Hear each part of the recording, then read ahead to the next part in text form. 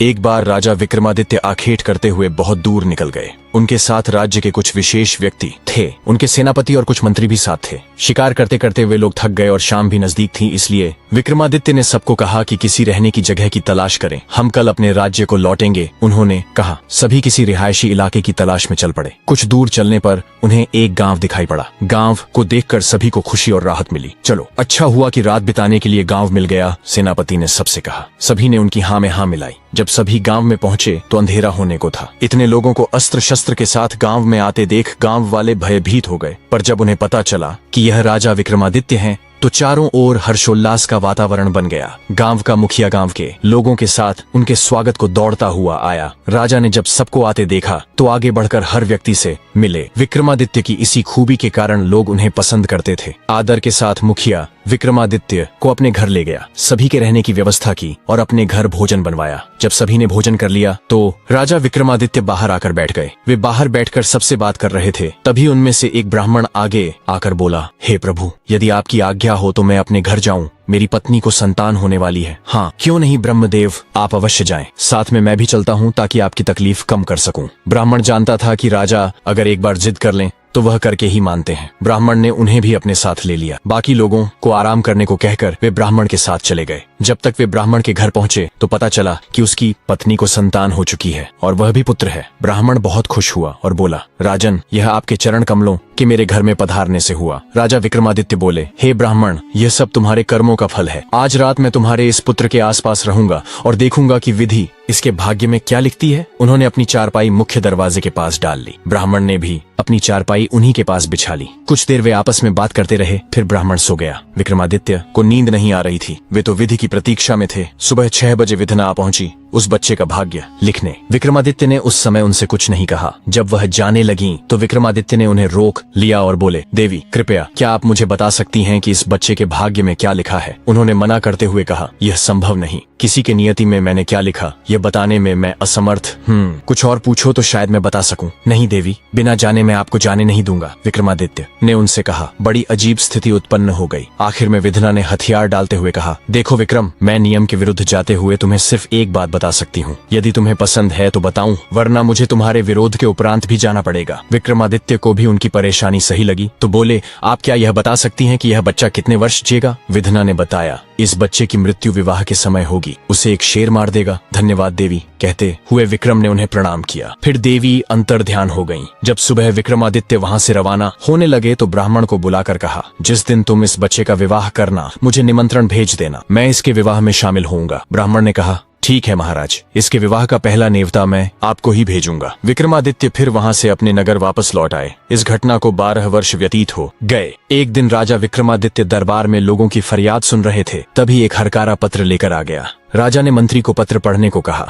मंत्री ने पत्र पढ़कर बताया कि यह पत्र किसी ब्राह्मण का है। उसने अपने पुत्र के विवाह पर आपको आमंत्रित किया है। राजा विक्रमादित्य को याद आ गई वह 12 साल पुरानी घटना जिसमें उन्होंने स्वयं ही ब्राह्मण को निमंत्रण भेजने को कहा था। उन्होंने तुरंत सेनापति को आदेश दिया कि वे उस ब्राह्मण के घर जाने की तैयारी करें। अगले दिन प्रातः राजा उस गांव के लिए निकल पड़े। शाम तक राजा उस ब्राह्मण के घर पहुंच गए। ब्राह्मण ने राजा का स्वागत किया। राजा ने सेनापति को एकांत में बुलाकर आदेश दिया, ब्राह्मण के घर के चारों ओर अपने आदमी सादे भेष में तैनात कर दो। कोई चिड़िया भी भीतर प्रवेश न कर सके, लेकिन इस बात का ध्यान रहे कि किसी को यह पता न चले कि हम ऐसा कर रहे हैं। महाराज, क्या मैं जान सकता हूँ कि किस प्रकार की समस्या आने वाली है? अभी तुम थोड़ा धीरज रखो, मैं शीघ्र ही तुम्हें अपनी बात बता दूंगा। सेनापति अपने कार्य में मुस्तैद हो गया। बारात रवाना होने की बेला आ गई। अभी तक कोई दुर्घटना नहीं घटी। राजा ने मन में ठान लिया था कि वे नियति को बदलकर ही मानेंगे। बारात रवाना हो गई। दूल्हा पालकी में बैठ गया। सेनापति और राजा दोनों अपने अपने अश्वों पर सवार होकर पालकी के साथ चल रहे थे। अचानक पालकी से दूल्हे के चिल्लाने की आवाज आने लगी। राजा ने कहारों से पालकी नीचे रखने को कहा।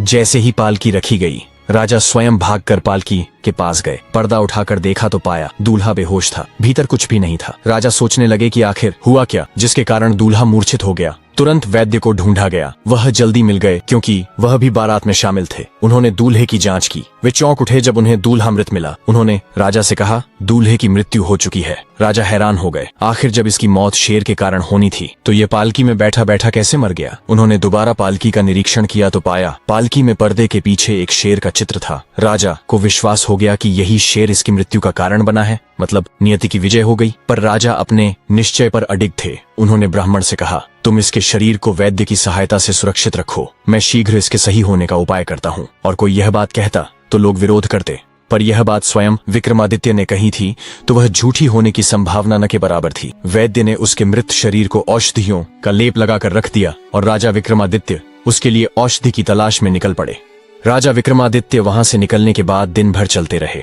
दिन में कहीं भी भोजन का प्रबंध नहीं हो पाया। शाम तक घोड़ा भी निढाल होकर धीरे धीरे चलने लगा। राजा को लगा कि यदि इस जानवर के लिए भोजन और व्यवस्था नहीं की तो यह बीमार पड़ सकता है, इसलिए पहले इसके भोजन और व्यवस्था करता हूँ। उन्होंने घोड़े को पास ही एक सूखे वृक्ष से बांधकर खुद उस पेड़ पर चढ़ गए, ये देखने के लिए कि आसपास कोई नदी या गांव है या नहीं। पेड़ से उन्हें दूर एक गांव और नदी दोनों दिखाई पड़े। पेड़ से उतरकर पैदल ही वह उसी दिशा में चल पड़े। घोड़े की रास उन्होंने अपने हाथ में पकड़ रखी थी। दोनों पैदल ही चलकर उस नदी के किनारे पहुंच गए जो गांव के बिल्कुल करीब थी। नदी काफी चौड़ी और गहरी प्रतीत हो रही थी। विक्रमादित्य ने सबसे पहले घोड़े को भरपेट जल पिलाया और फिर खुद जल पिया। फिर घोड़े को नदी के किनारे चरने को छोड़ दिया और खुद पास ही पड़े एक विशाल शिला पर लेटकर आराम करने लगे। 2 घड़ी आराम करने के उपरांत वह उठकर बैठ गए। देखा घोड़ा अभी मस्त होकर घास चर रहा था। फिर उन्होंने सूरज की ओर देखा तो वह अब अस्ताचल को जा चुका था। सूरज डूबे इससे पूर्व मुझे इस गांव में पहुंचकर अपने लिए कोई सराय तलाश कर लेनी चाहिए। वह घोड़े पर सवार होकर नदी के किनारे किनारे चलने लगे। वह ऐसी जगह की तलाश कर रहे थे जहां नदी कम गहरी हो ताकि वह उस पार जा सके। आखिर थोड़ी देर की तलाश के उपरांत नदी में ऐसी जगह दिखाई पड़ गई जहां जल का स्तर काफी कम लग रहा था। उन्होंने ईश्वर का नाम लेकर घोड़े को उसी जगह नदी में उतार दिया। उनका अंदाजा सही निकला। वे आराम से नदी पार कर गए। नदी पार करके वे गांव में प्रवेश कर गए। शाम होने के कारण गांव में ज्यादा हलचल थी। उन्होंने एक वृद्ध व्यक्ति से पूछा, काका यहाँ रात में रुकने के लिए क्या कोई स्थान मिल सकता है? मैं एक मुसाफिर हूँ, बस रात भर रुकूंगा और फिर सुबह वापस चला जाऊंगा। इस गांव में एक सराय है पर वह अभी कुछ दिनों से बंद है। उसने वृद्ध ने विक्रमादित्य को बताया। काका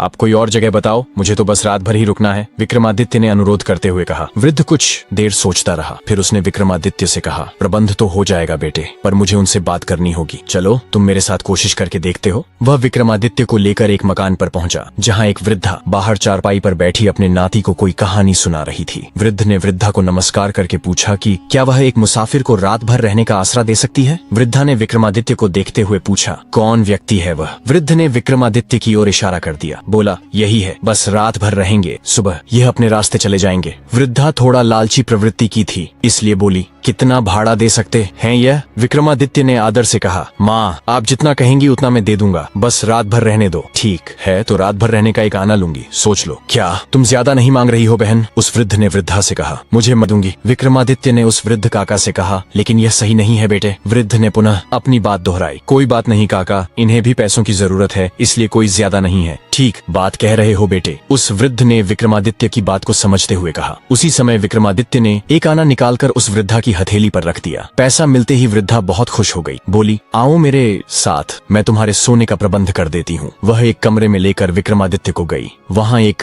चारपाई बिछी हुई पड़ी थी। बोली, यह तुम्हारे सोने के लिए है। विक्रमादित्य आराम से उस बिस्तर पर जाकर लेट गए। वृद्धा जब जाने लगी तो रुककर विक्रम से बोली, देखो युवक, तुम किसी अच्छे और बड़े परिवार के दिखाई पड़ते हो। यहाँ तुम्हारे मुताबिक सुविधाएं मिलना मुश्किल है, पर रात गुजारने भर का प्रयास मैं कर सकती हूँ। तुम थोड़ा और प्रतीक्षा कर लो, हमारे घर जो भी व्यंजन बना होगा वह मैं शीघ्र तुम्हारे लिए लेकर आती हूँ। विक्रमादित्य उस वृद्धा की स्पष्ट वादिता से बहुत ही प्रसन्न हुए और बोले, माई मुझे बहुत ही तीव्र क्षुधा लगी हुई है, अतः जो भी जितना भी जल्दी मिल जाए तो मेरे लिए सही रहेगा। बुढ़िया बोली, ठीक है पुत्र, मैं शीघ्र ही कुछ उपलब्ध कराने का प्रयास करती हूँ। फिर वह जल्दी से वहाँ से चली गई। मुश्किल से कुछ समय बाद वह फिर आ गई। इस बार उसके साथ उसका 9-10 बरस का नाती था। दोनों ने अपने हाथ में पर्याप्त भोजन भोजन सामग्री और जल से भरी बाल्टी लेकर केले के पत्तों पर भोजन परोस दिया। दाल, चावल, सब्जी और रोटी जो उनके पास मौजूद था वह लाकर विक्रमादित्य के सामने परोस दिया। भूख तीव्र होने के कारण विक्रम ने भी शीघ्रता का परिचय दिया। जल्दी जल्दी भोजन करने के उपरांत विक्रम ने उस वृद्धा को धन्यवाद कहा। बुढ़िया ने सारे बर्तन समेटे और फिर वहाँ से चली गई। खाना खाते ही विक्रम को गहरी नींद ने आ दबोचा। रात को 12 बजे अचानक विक्रम की आंख खुल गई। उन्होंने बाहर किसी स्त्री के रोने की आवाज सुनी। उन्हें प्रतीत हुआ जैसे कोई स्त्री करुण स्वर में विलाप कर रही थी। विक्रमादित्य जल्दी से अपने बिस्तर से उठकर खड़े हो गए और फिर अपने कमरे का दरवाजा खोलकर बाहर आ गए। वह आवाज का पीछा करते हुए ऐसी जगह पहुंच गए जहां से दीपक का प्रकाश आ रहा था। उन्होंने भीतर झांक कर देखा, अंदर एक युवा औरत और वृद्धा आपस में बात करते हुए रो रही थी। राजा से रहा नहीं गया, वह भीतर उनके करीब चले गए। राजा को देखते ही दोनों स्त्रियां खड़ी हो गईं। युवा स्त्री ने राजा के सामने एक लंबा घूंघट निकाल लिया। विक्रम ने वृद्धा को पहचान लिया। यह वही वृद्धा थी जिसने उन्हें भोजन करवाया था। विक्रम ने उनसे पूछा कि आखिर ऐसी क्या पीड़ा तुम्हारी है जिसके कारण तुम इतनी रात में करुण क्रंदन कर रही हो। भैया, आप मुसाफिर हैं, जाकर आराम करें, यह हमारा निजी मामला है, इसलिए आप जानकर क्या करोगे। वृद्धा ने कहा, देखो अम्मा, आपकी बात सही है कि मैं मुसाफिर हूँ, पर हूँ तो एक आदमी ही ना। मैं आपकी पीड़ा से अछूता नहीं रह पा रहा, इसलिए आप लोगों से अनुरोध है कि मुझे अपनी तकलीफ से वाकिफ कराए। हो सकता है मैं आपकी समस्या का कोई समाधान निकालने में कामयाब हो जाऊं। वृद्धा ने सोचा कि जब यह युवक हमारे साथ इतनी आत्मीयता जता रहा है तो क्यों न हम इसे अपनी समस्या से अवगत करा दें। वृद्धा ने पास रखी चारपाई पर विक्रम को बैठने को कहा। फिर बोली, बेटा, तुम्हारी जितनी उम्र का हमारा लड़का स्वर्ण नगरी राज्य में कमाने के लिए गया था, आज 2 वर्ष हो गए पर वह वापस लौट कर नहीं आया। हम दोनों उसी को याद करके दुखी होती हैं। विक्रम को उनकी तकलीफ काफी लगी। बोले, अम्मा तू चिंता मत कर, मैं कल यहाँ से उसी प्रदेश को जा रहा हूँ। वहाँ पहुँचकर तुम्हारे लड़के की तलाश करूंगा। जैसे ही वह मिल जाएगा मैं उसे वापस भेज दूंगा। विक्रम आश्वासन से वृद्धा बहुत खुश हो गई। उसने विक्रम को हजारों आशीषों से नवाजा। उसके आशीर्वाद से विक्रम भाव विभोर हो उठे। सुबह विक्रम जब रवाना होने लगे तो वृद्धा ने जबरदस्ती राह के लिए भोजन बांध कर दे दिया। विक्रम उसके इस प्रेम से बहुत ही प्रसन्न हो गए। फिर पैरों को स्पर्श करके आगे के लिए रवाना हो गए।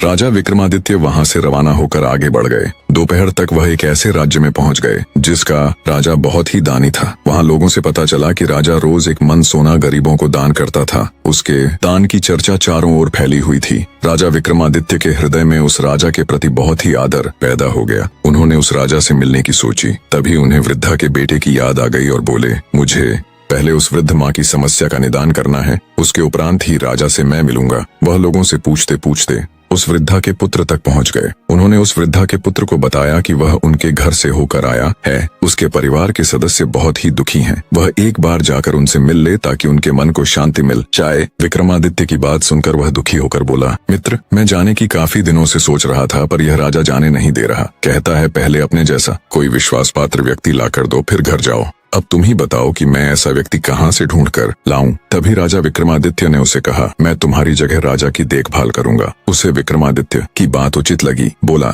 चलो एक बार राजा से मैं तुम्हें मिलवाता हूँ। वह विक्रमादित्य को लेकर राजा के पास पहुंचा। उसने विक्रमादित्य की ओर इशारा करके बताया, ये मेरा भाई है, गांव से आया है मेरी जगह।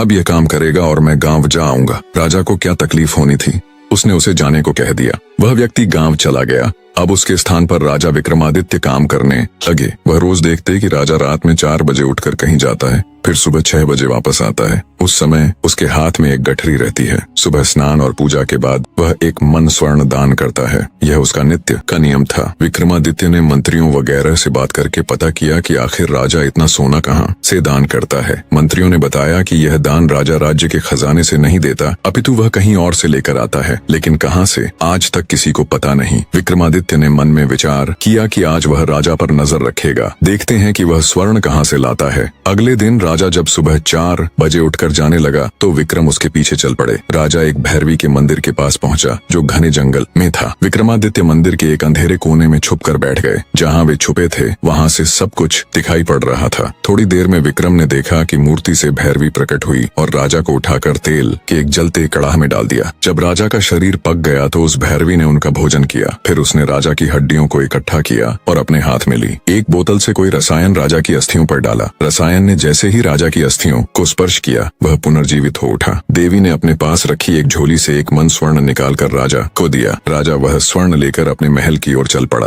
रास्ते में विक्रम सोचने लगे कि यह राजा कितना महान है, रोज अपने शरीर को जलाकर स्वर्ण लेता है और वह स्वर्ण रोज प्रातः दान कर देता है। मुझे इसकी समस्या का निदान करना होगा, वरना इसकी पीड़ा यूं ही चलती रहेगी। अगले दिन विक्रम विक्रम ने राजा के भोजन में मादक औषधि मिला दी ताकि राजा गहरी नींद में सो जाए और सुबह उठ न पाए। जब अगले दिन सुबह 4 बजे हुआ तो राजा नशे के प्रभाव के कारण उठ नहीं पाया। विक्रम ने राजा का भेष धारण किया और खुद चल पड़े उस भैरवी के पास। इस बार राजा विक्रम ने अपने शरीर पर तरह तरह के मसाले लगा लिए थे। जब भैरवी ने उन्हें पकाकर खाया तो मसालों के कारण बहुत अधिक स्वाद का एहसास हुआ। उसने जब रसायन को विक्रम के शरीर पर डाला तो वह जीवित हो उठा। वह बोली, हे राजन, आज तेरे शरीर के मांस में बहुत अधिक स्वाद था, इसलिए मैं तुझ पर बहुत अधिक प्रसन्न हूँ। तुझे जो मांगना है मांग ले, मैं तुझे प्रदान करूँ। विक्रम बोले, हे भैरवी, मैं चाहता हूँ कि तुम मुझे वह अमृत वाला पात्र दो जिससे तुम राजा को रोज जीवित करती थी, और वह स्वर्ण वाली अक्षय झोली प्रदान कर दो। ये दे दिया, तुझे और कुछ मांगना है मुझसे? देवी ने पूछा। तो देवी, मैं चाहता हूँ कि तुम यह मंदिर छोड़कर चली जाओ, फिर कभी यहाँ नहीं आना। अब देवी करती क्या, उसने वचन दिया था इसलिए मानना जरूरी था। वह मंदिर छोड़कर चली गई। सुबह राजा की आंख खुली तो वह घबरा उठा। आज वह सोता रह गया था। अब वह अपने नियमित धर्म का पालन कैसे करेगा? फिर भी वह तुरंत मंदिर की ओर दौड़ कर गया, पर मंदिर में देवी मौजूद नहीं थी। अब वह क्या करे? कैसे आज वह दान करेगा? वह महल तो वापस लौट आया पर बेचैन हो उठा। तभी राजा विक्रमादित्य उसके पास गए और बोले,